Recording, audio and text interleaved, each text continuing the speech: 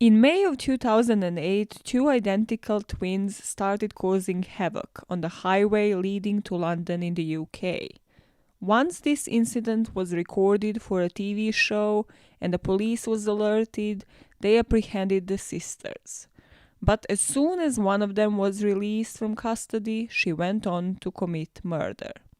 Is this the case of Folie, deux, or does the motive behind the actions of Eriksson twins go beyond their bond?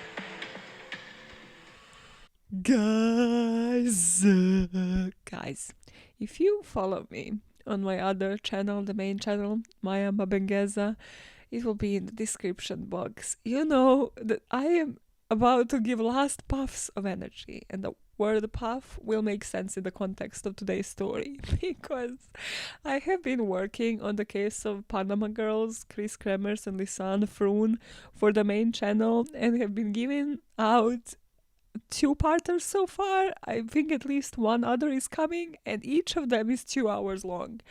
And I don't think, unless you are a content creator yourself, that you can understand how much work goes for you to release a 2-hour video. So I am exhausted is what I'm trying to say, and I have also just went with the last bits of my energy on like some Twitter rampage, tweeting about how I respect and love all of the women out there that have monetized content, writing songs about their exes and how they should be respected and chosen for presidents, okay? Because those women have already figured out the way of how to break the glass ceiling. They broke it. Okay. Follow me on the social media, okay? The personal ones, and then also the podcast ones, because that's how life works, okay? If you like to listen to the content, you probably like the thoughts and what comes out of the minds and the brains of the people behind the content. That somehow was supposed to sound friendly and not like threatening in any way, shape, or form. Now that I got that out of the way, which was a completely pointless statement, let me use the last puffs of my energy to speak about the puffs of madness. That is one way to define what happened in today's story. Another way would be Folie, deux. But in this case, in the case that I'm bringing you for next week, that I'm already having my claws in, there will be an old-timey case of Folie, deux.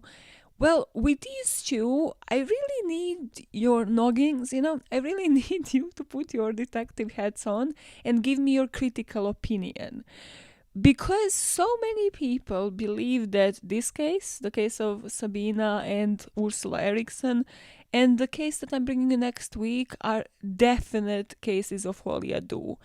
And with the case of Eriksson twins, I was always very conflicted because of the certain details in this story, and it's just crazy. So let us dive in and start off with the 16th of May 2008. The police officers on that day have been called to investigate two women that were disrupting traffic, basically throwing themselves in front of the cars and causing chaos, causing havoc on the MI6, which is the highway here in the UK. And when called upon the scene, they actually had a film crew with them in the car, because at the time, this film crew was actually shooting a reality TV show that is called Motorway Cops. So with cameras in hand, they are approaching this scene, and they are expecting, as described, to see some havoc, to see these women actually disrupting traffic. But when they arrive to the scene of the possible crime, these two women are just acting like nothing is wrong. Standing at the shoulder of the highway, they seem completely calm, completely fine, and uninjured, which isn't something that you would expect to hear when you're called on the scene and somebody told you there's two women throwing themselves on top of the cars. So they came onto the scene believing that a woman was struck by a truck, but instead the two of them are just talking to them as if normal, as if nothing has happened. As you can see in this footage, if you're watching on YouTube, and if you aren't, I would really suggest looking this up. The officer is talking to the women. So there's two women dressed in like two different colored coats. He's talking to the twins. And then there's like 3 or 4 other police officers that are just talking among themselves. And the camera is kind of on them. So the women are behind. They aren't in focus. And then you just see one of the women bolting into the traffic, and that is Ursula. So one of the twins just jumps onto the ongoing traffic and starts crossing 3 lanes, and a couple of seconds after, her sister Sabina follows. She just runs into the traffic after her sister. Both of them then get kicked by different cars. Ursula is struck by a truck, and Sabina, after following her, gets struck by this Volkswagen Polo. So they're knocked out, they're having multiple injuries, and Sabina was unconscious for about 15 minutes, but Ursula is still kicking.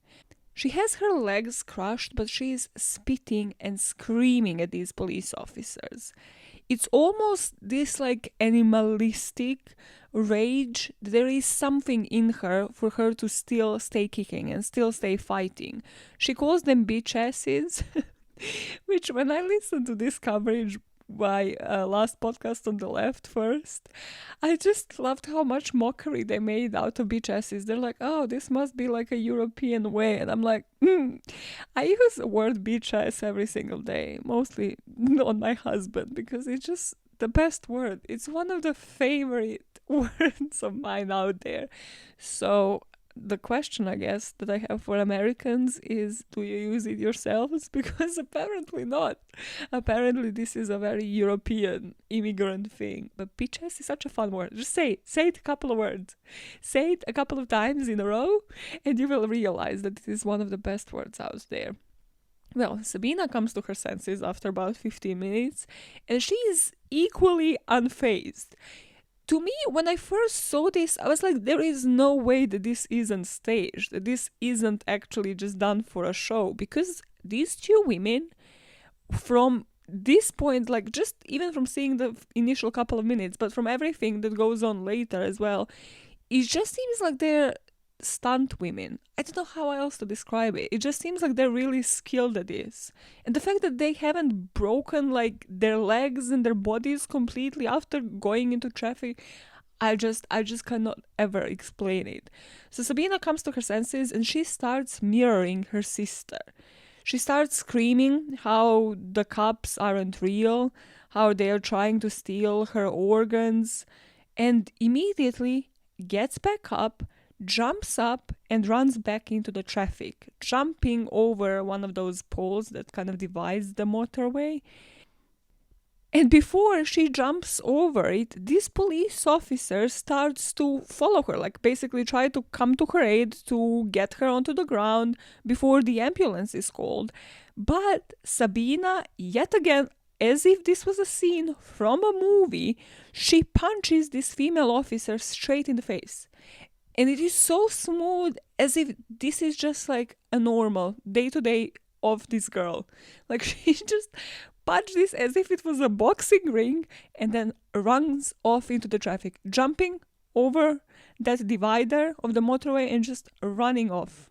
It took 3 police officers to follow after her, for one of them to actually try to like stop the cars, to stop the traffic, and then all 3 of them to like surround her from each side to finally manage to handcuff her. This means both of the women have finally been apprehended. Ursula was hit by a truck earlier on, so she couldn't have moved, but both of their behaviors at this point, at the point of the handcuffing, I find extremely interesting. Ursula, the whole time as she was still on the ground with the police trying to help her, trying to assess her state before the ambulance were to come, she was resisting any help. She was scratching, just gnawing at the officers, screaming and spitting at them. But Sabina's behavior I find even more interesting because of how much she fought. But also, when on the ground, she was saying, call the police, even though the police was literally there. But then she was also saying, fuck the police, like, I know who you are, I know you aren't real. It just all seemed like an episode to me. It just seemed like something was up with their mental health. I think like the initial thought that people have about what happened on the motorway here is like very strong for each and every person. Like I've heard so many different things. People have said that like it must be drugs. A lot of people on the internet think that this looked like an episode, but more like a drug related episode, that they were high off the rocker on something. Some people say that it is paranoia because of what they're gonna find in their bags. They found a bunch of cell phones, but a lot of them were broken. They found a laptop and only one of their passports. So again, a lot of conspiracy theories immediately started, basically saying that this might have been a suicide pact, just because of how similarly they behaved. People in the beginning mostly suspected either a suicide pact or some form of drug use, that they have taken similar dosage and that is why they're behaving in such a similar way. Whatever you think about this incident now, I swear your opinion is going to change at least a couple of times during this episode. After an ambulance is called, the air ambulance arrives to the scene and takes both of them to the hospital. Ursula is transported to the hospital and she's gonna have to stay there for a couple of days, and Sabina is transferred by a land ambulance.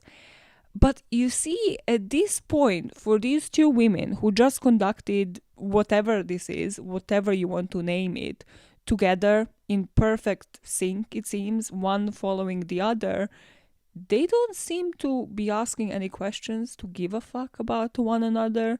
Like, Sabina is taken to a different ambulance. She isn't asking about her sister. And 5 hours later, she will actually be discharged. But during this examination of Sabina, she's even joking with the police officers, with the medical staff, saying how her shoes are smelly, how she wouldn't have them close to their noses, and also has the eeriest statement of them all. She says to the police officers that in Sweden they have a saying, an accident rarely comes alone. Usually at least one more follows. Jeans are for me. They are so dirty and smelly, and they found only one socks for me. So try not to breathe then. We say always in Sweden that an accident rarely comes alone. Usually at least once more follows.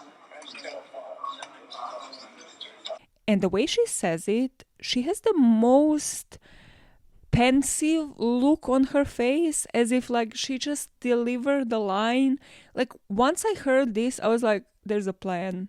There is a plan. And that's one of the main reasons why I cannot ever convince myself that there wasn't something more to this case, like a lot more information that we are just not privy to.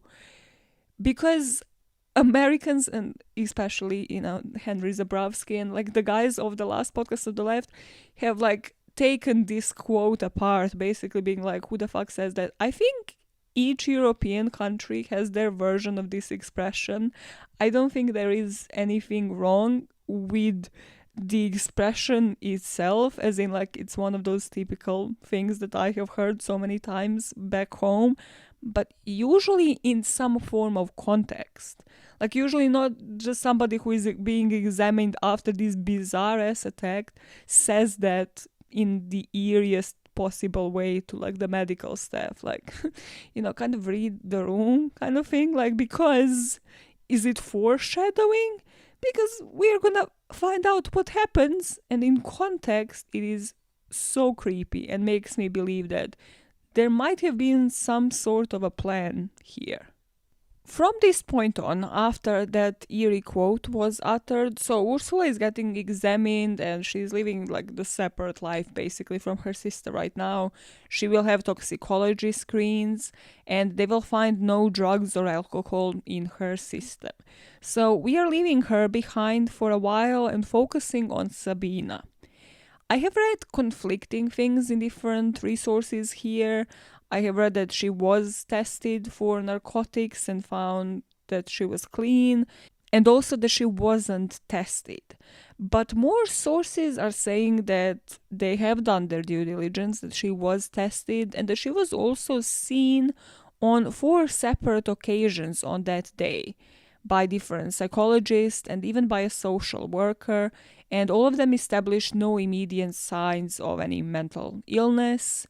But also what they haven't seen is the footage from the motorway. So the motorway cops production team, whatever you want to call them, they already went home. So nobody actually showed any of these psychologists what will be perceived by many as a temporary psychotic episode, which is what happened on the motorway, which means that they just followed this basic questionnaire checking if the person is fit to be interviewed, if they're fit to be charged, and if they're fit to be taken to court. And every single answer to that question in Sabina's case would have been a yes. So because every single answer to those questions was a yes, everybody deemed that Sabina did not examine any signs of mental or psychological illness, and she was released to the police custody. This is where she would be charged and sentenced to only 1 day. She is going to serve only 1 day in jail, and this day I think she already spent in hospital. So basically, they just released her and put her out on the streets. Now, when you hear me say put her out on the streets, you're like, is this another European thing? Is this another immigrant thing? A glitch in language, a glitch in translation? No. They actually released her out onto the street. Like, as police officers, like, I understand there's a situation with petrol right now, but this is 2008. What the actual like, do you not want to, like, get her, I don't know, put her into a hostel, ask her where she wants to go, just drop her off there, or make sure that she has money for the cab, make sure that she gets somewhere. You don't just leave them out, like, yep, and you go off. What if she's going to find another motorway? What if something a lot worse is going to happen, which we're going to find out it will. While her sister Ursula is going to spend the next 3 months in a psychiatric facility, Sabina will be released back into the society. She will find herself walking the streets of Stoke-on-Trent with a plastic bag holding a laptop, and according to one source, £1,000 in cash. What no one could have predicted is that releasing her from the hospital would result in murder in less than 24 hours. To understand how we got here, let us speak about the limited background that we have on the Eriksson sisters. Sabina and her sister Ursula were born on the 3rd of November 1967, and they were born in Sweden, which is where they grew up, along their older sister and an older brother. We don't know much about their childhood, but they never had a history of mental health issues or any criminal convictions that we are privy to. By the year 2000, Ursula was living in the US and Sabina got married and had 2 children, and she moved from Sweden to Ireland, to the small city of Mallow. Something that nobody mentions but really screams at me is again the migration. I mean, I know that this is at least 21 years ago. We don't know the exact dates that they moved to these countries. But again, I would think that they would need some form of visas, some form of papers to live in the US and here in Ireland, moving from Europe. So I'm not sure why nobody really focuses on that, but I think there is a lot more to this background that we don't really know of that could have been another stressor on these 2 women. The 2 of them stayed in touch through social media. We know that they spoke on the phone about once a day for a couple of years, but they actually haven't seen each other in person for a long while. And I'm mentioning this because as we are analyzing these cases of madness for two, of folie à deux, we usually speak about the family members, the partners, people that are dependent, that spend almost all of their time together, that are usually in some form of isolated situations where they're inseparable. And this just wasn't the case with these two identical twins. Regarding their mental health, the only thing we know just prior to this event was that Ursula started saying that she can hear voices, but she also couldn't understand what they were saying. So I'm kind of led to believe like maybe she shared this with her twin and they started to interpret them together. I'm not really sure what to make out of this.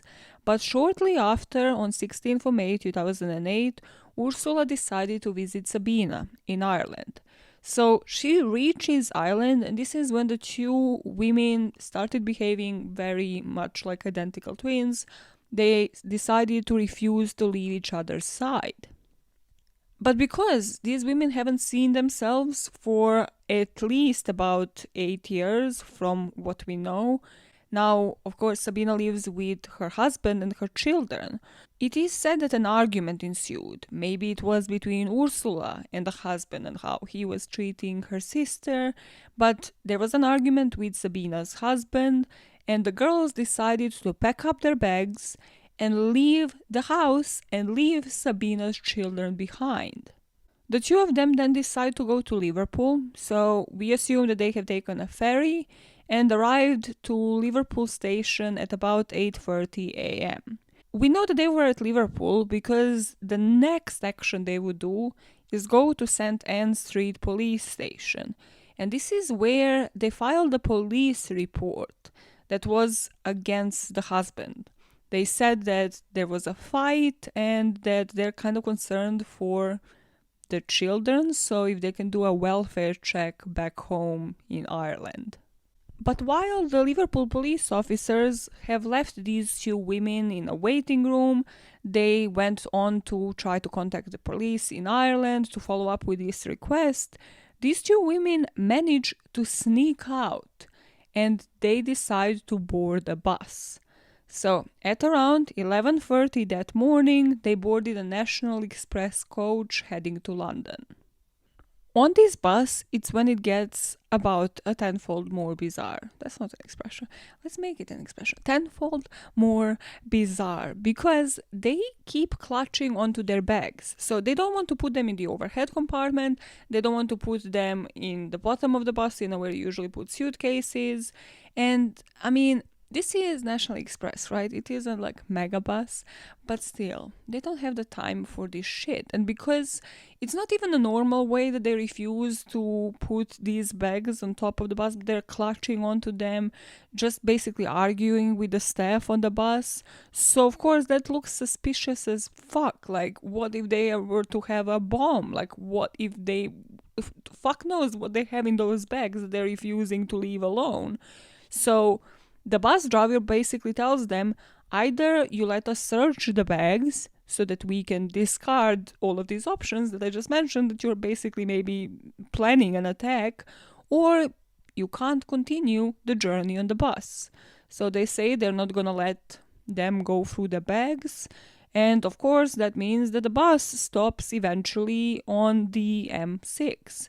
On the motorway, they stopped around Staffordshire area, and the driver kicks them off the bus. But he also informs the service station manager in this area, and they inform the police. Now, where they were stranded at this point, the road is a motorway, as I mentioned, so it's not designed for the pedestrians. It's not designed for them to walk on it. And that means that, yes, the service station manager had to inform the police, but also the motorists, the people on the way, started to inform the police, because where are they going to go from this point on? They have to be picked up by somebody. And a couple of things here, because this is really all of the limited information that we have. But a few things that I haven't seen mentioned anywhere. So, first of all, when you put this into perspective, like they're left in the middle of nowhere on their motorway. Like, I understand jumping in front of the cars isn't rational. Like, I'm not trying to justify that. But to a certain degree, like if they haven't told them they're about to be picked up, and if they don't know the laws, the culture, like anything in the UK, like it isn't common knowledge. Like if somebody was to kick me off a bus in the middle of nowhere on their motorway, I wouldn't know what the fuck to do. Like, can you even call a cab even today in 2021? Can you even call somebody to pick you up? Like, were they ever told that the service station manager is called, that the police has been called? Like, were they ever told how to get from that point on anywhere? Like, were they told wait for the next bus? Because as I mentioned, I wouldn't be throwing myself onto the motorway, but I probably, I don't know, try to get a ride. If it's a bus, if it's a car, how do I get from that point on anywhere? But something else that hasn't been discussed, and that's the bags and the content of the bags.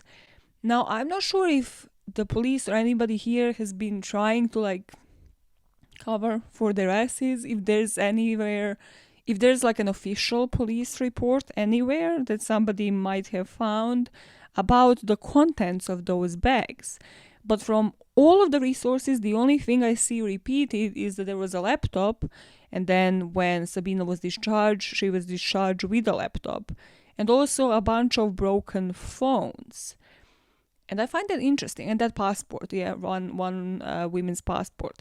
So I find that to be interesting because they have traveled, Ursula traveled from the US to Ireland to visit her sister. And then from that point on, both of them went to Liverpool and then took a bus, again, making it sound like there was some plan. But whatever they were following, like, did they plan to stay overnight? Did they maybe need a change of clothes? Because that's something that I don't see. And another thing that I am not sure about is why did they have this much technology? Like, why bring a laptop along? Why bring so many phones? Because usually people who are to any form paranoid, the first thing they're gonna drop behind, if you don't want to be tracked, is technology. Like, that's the first thing that will go. So I don't know what you make out of it, but like, I cannot wrap my head around it. And nobody seems to focus on like all of those things. And maybe it is because of that technology that they didn't want to drop their bags behind, that they didn't want to put them in the overhead compartments. I don't know. Again, I just don't think enough focus has been done on certain things that really scream at me here. But this is what we know. So after that, the motorway incident followed, the two of them jumping onto the roads, after which they were apprehended, Ursula stayed in the hospital, and Sabina was released. So we are back to Sabina just walking the streets with a plastic bag and a laptop inside of it, in the middle of nowhere, the area that she clearly doesn't know. She doesn't live there, she doesn't have anybody there. Yet again, what would you do? Like, I'm not shifting the blame to anybody else here, but there's so many cases that I know of, having heard of, or have covered myself, where somebody's just left to their own devices. And when you really think about it, well, of course they're gonna resort to some form of crime. If nothing else, possibly theft, trying to maybe get somewhere for free. Like, what is a logical conclusion of what a person should do when they're just left on the street to their own devices, maybe without even the possibility to make a phone call to somebody else? So this is where Sabina is right now. And as she's just walking down the street, walking down the residential roads, so she isn't even like walking down the city center trying to find help, another bus station, train station, nothing like that. She's walking the residential roads, and she comes across a guy called Glenn Hollingshead and his friend Peter Malloy, who were just walking home from a pub, and they were walking with Glenn's dog. So Sabina, who is just walking around, she spots the dog and asks to pet it, and then she is asking about local B&Bs, so bed and breakfasts or hotels in the area. But the two of them say, there's really nothing in this area, it is quite residential. But Glenn, who was a really good sport, really nice guy, he, after hearing that Sabina was looking for her sister, well, he offers her a place to stay. He says she can stay at his for a night, and then the next day he can guide her towards the nearest bed and breakfast. So, key thing here is finally, after all this time, after being examined, being released, she mentions that she is trying to locate her sister. So she knows her sister is in a hospital, but she doesn't know where or how to locate her, and she needs somebody's help. And another key thing that we're gonna find out from Pete later is that Pete, Glenn's friend, was really freaked out about this situation. Like, immediately from spotting her on the street, like, the state of her, she just seemed to be off.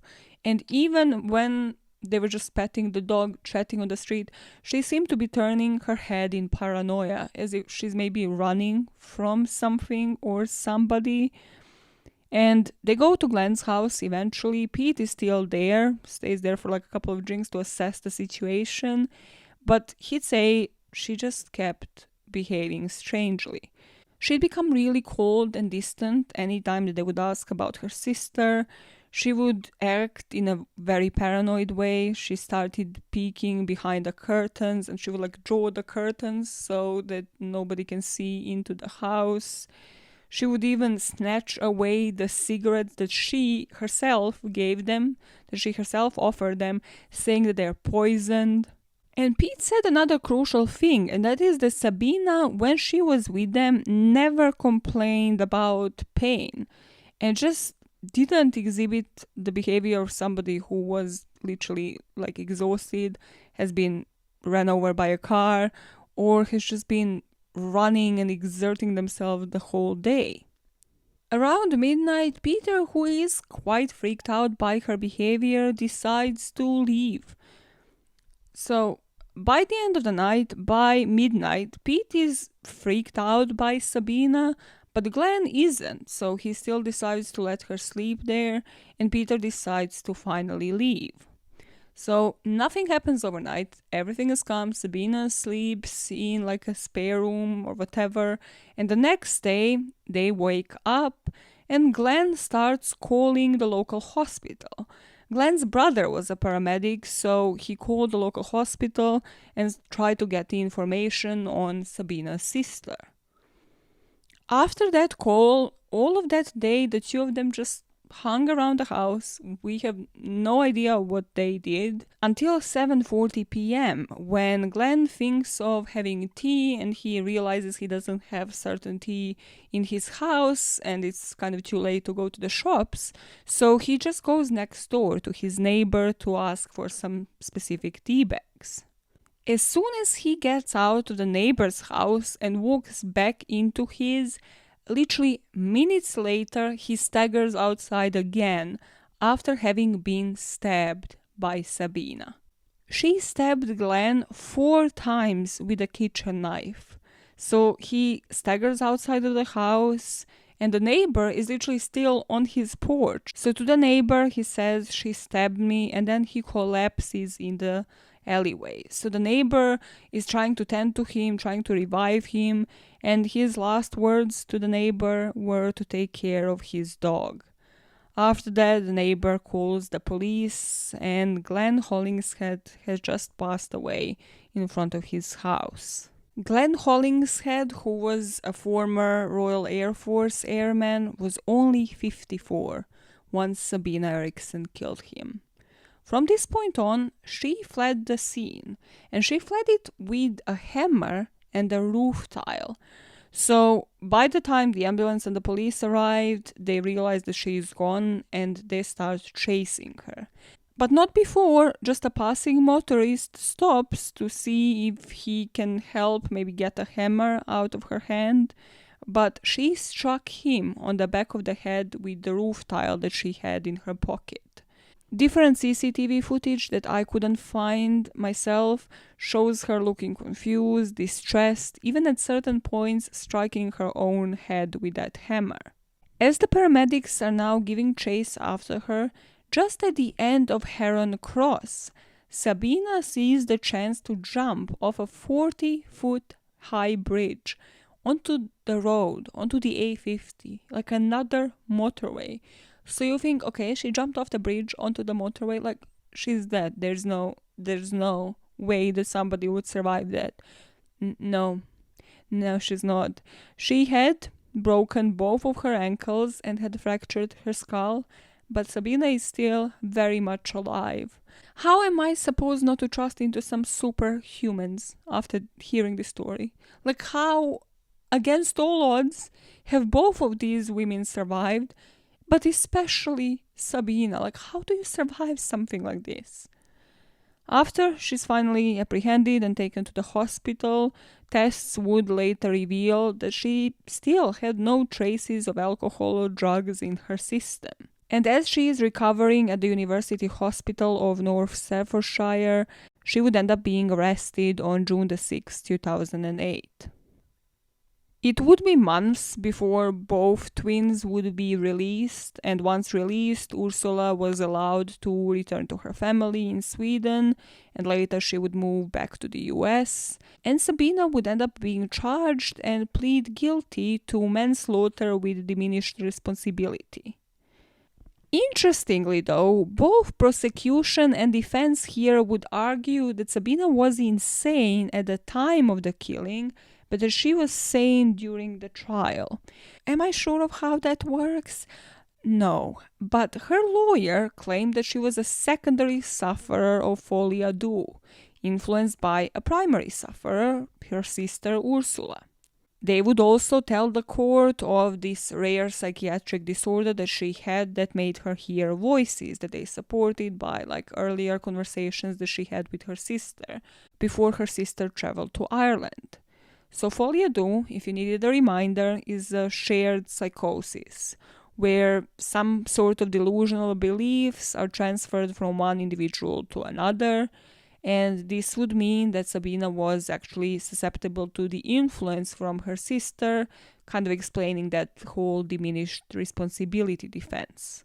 Now, as I mentioned, the prosecution would also argue that she was insane at the time of the killing, but they argued towards something different, which is called bouffe de la rente. It's another French expression that means a puff of madness. This means that the person has had no previous mental issues, and it just then happens that they get a psychological break that can last up to a few weeks, but it doesn't really last longer than that, and that's why it's a puff of madness. Due to basically both parties agreeing that this was just temporary madness, that she just lost control and that is why this murder had happened, Mr. Justice Saunders sentenced Sabina to only 5 years in prison. He described this as one of the most difficult cases he had ever had to sentence, saying that while the mental illness resolved quickly, both psychiatrists agree it was serious and that she behaved the way she did because of her illness.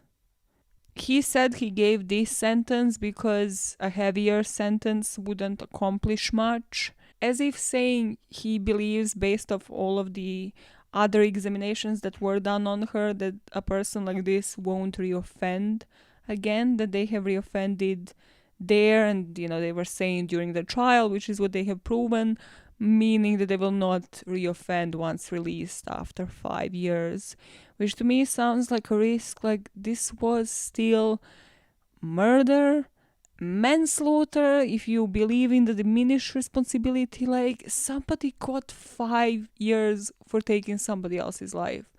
I just cannot comprehend. Like, I understand if there's no mental health issues, you can't actually put them into a mental health institution for an X amount of time, like whole term, 20 plus years for taking somebody's life, but I don't know, it just never sat right with me. Glenn's brother said to the papers later that he believed the criminal justice system failed his brother when they allowed Sabina to return to the society after the M6 incident. So when they let her out on the street, saying her mental condition should have been properly assessed after what she did on the motorway and the experiences the police had. Her mental disorder should have been picked up prior to her being let out into the community. And I could not agree more. Like, somebody failed here and just nobody took the blame. And in my opinion, plenty of parties did. We had that footage. Why was it not shown to people assessing her mental state? Why were normal things not examined? Like, what were all of the contents in her bag? Why are we not painting the picture of what an individual like that might be thinking, might be planning to do? And then, even more bizarre, even if we are thinking, okay, completely sane, let her out on the street. Why are we letting her out in that state with a plastic bag without confirming where she's going? Like, I swear you have to have that on the record. Like, that would make the only sense to me. If we're releasing somebody, be like, okay, what address can we get you at? What phone number can we call to confirm that you're safe and sound at this point? They just released on the street. Like, is she going home? To her husband, to her children? Has that police report ever been followed up on? I understand to a certain degree we are not owed any explanations as to, what the stressors might have been surrounding the family situation. But then we have such limited pieces of information that, of course, your mind is going to go 10,000 different ways, and you're going to see this as the system failing Glenn, failing a victim, as something that should have been prevented.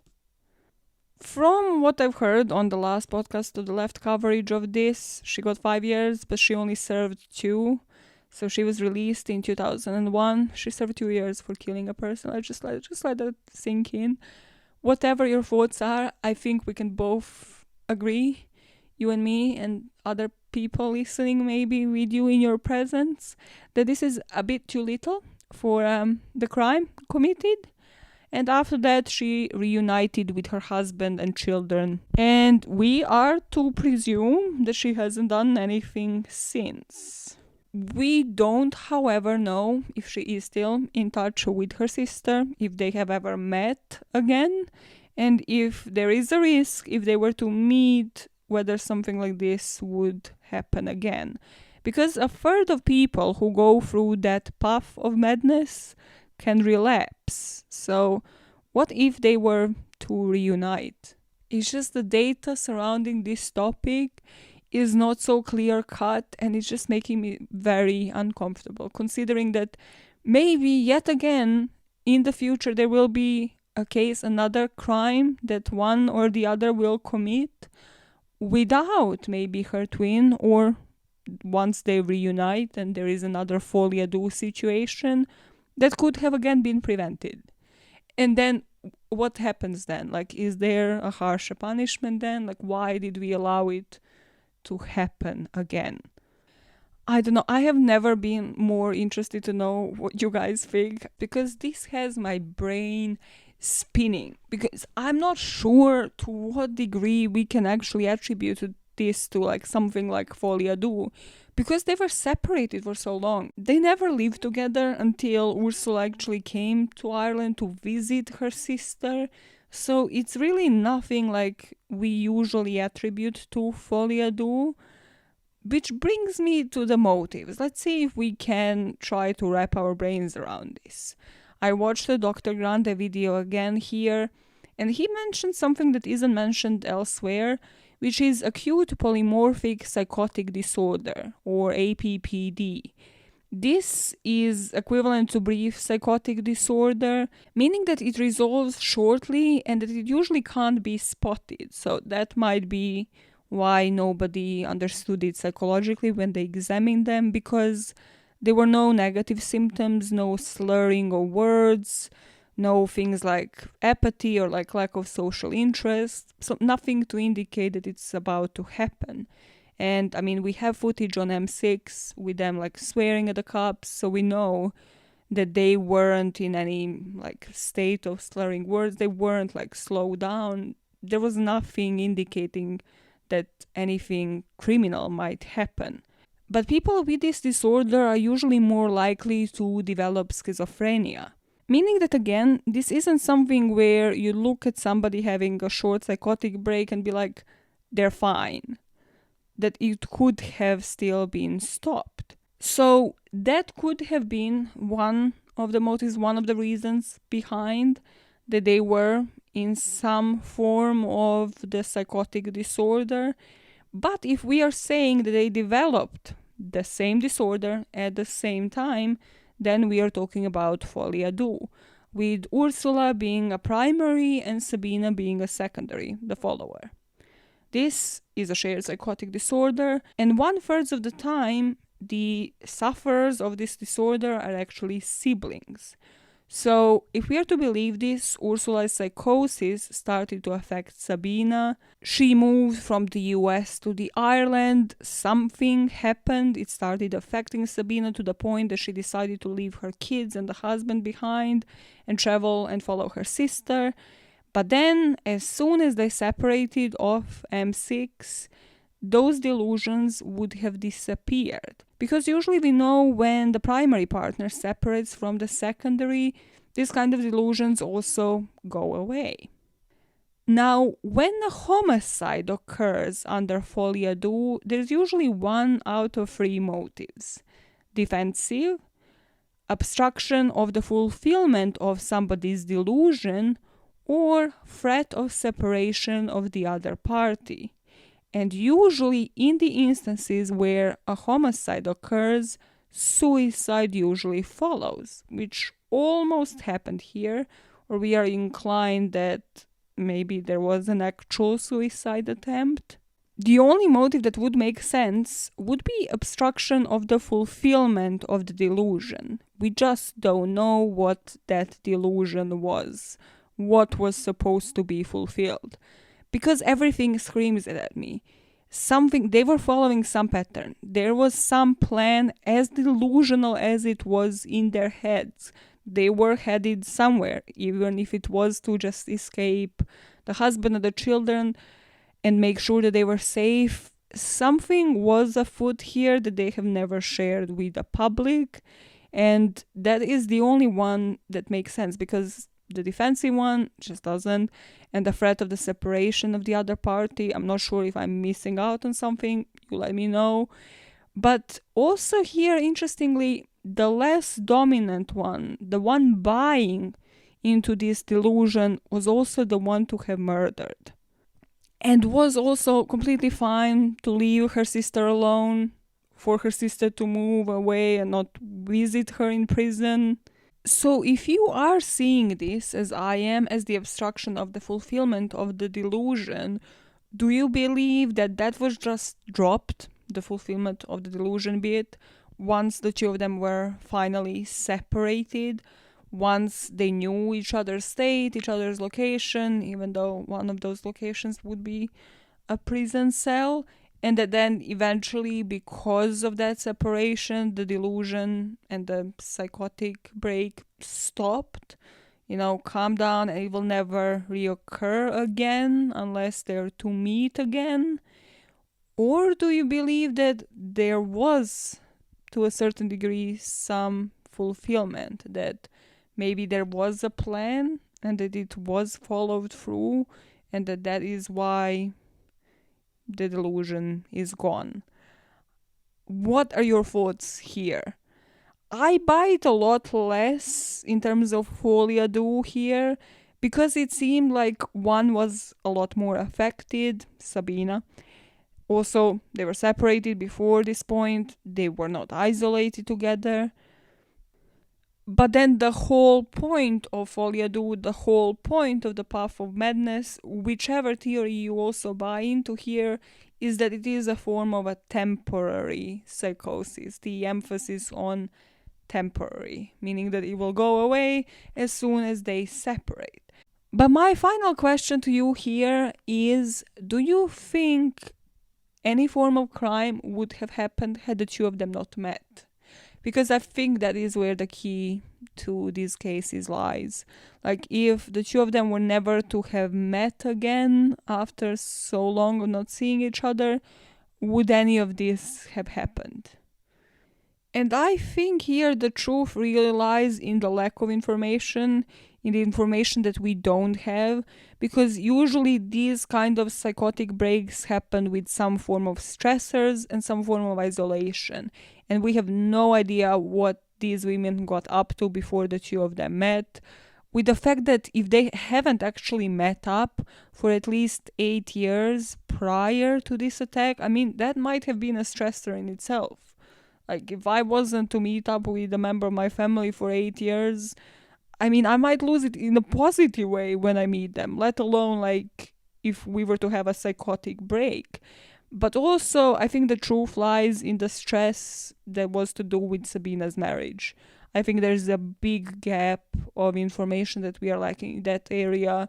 Why didn't she report the argument and do a welfare check in Ireland? Why did she have to go to Liverpool to report it to the police, to ask for a welfare check? I think there's something more here rather than her simply following her sister's actions without any reason, without any stressors beyond that point. But you let me know what you think about it. And now look at the time. Look at it. Just look at it. Time, huh? A wild concept. Well, as you're looking into the time and going into your next Zoom call, you think about Taylor Swift, okay? She is all over my subscriptions feed today on YouTube because she is doing promotions for Red. This sounds like I'm like biggest Taylor Swift here. No, I'm just wrapping it all around, because how did this episode start? It started with strong, powerful women and them doing something positive, turning it all around, making all of these men tremble and shit their pants about who she's gonna write the song next, and her, most importantly, getting some sick money off of that, monetizing off her own fucking pain.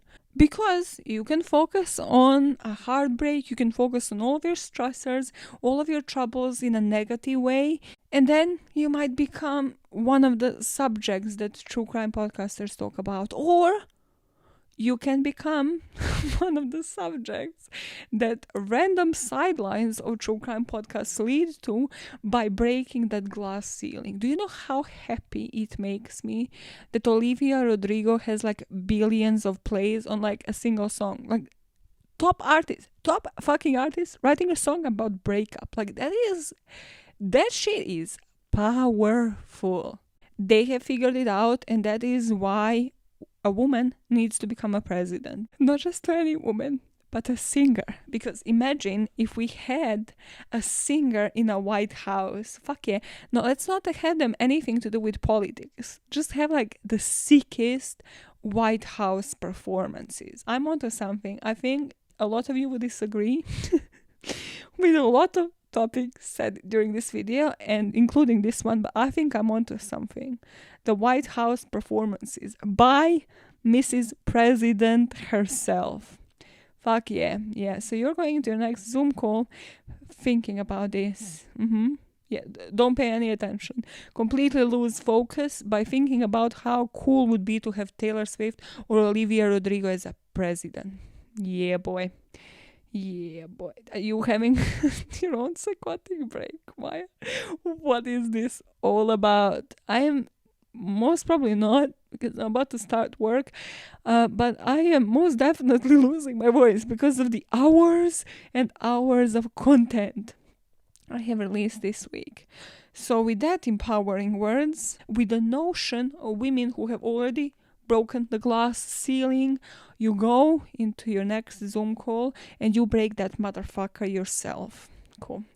Okay, fuckers, I shall be seeing you most probably next Monday. And while you break the glass ceiling, most definitely you will also be doing what? Making this world a motherfucking better place. How are you doing it? One glass ceiling, one motive at a time. God, okay, I'm actually shaking. I'm actually thinking I did something here, okay? I'm thinking I changed the world with that one outro. So keep the delusion going. Bye, fuckers. Bye. Bye. Is that how you perceive your outro tune? Oh, God. No musical genius here. But yet I respect them. Write a song about your ex right now. Right now. Write it. Put the link down below. I'll listen to it. Billions of times. Voting for a president. Female president. It must happen. Bye, fuckers.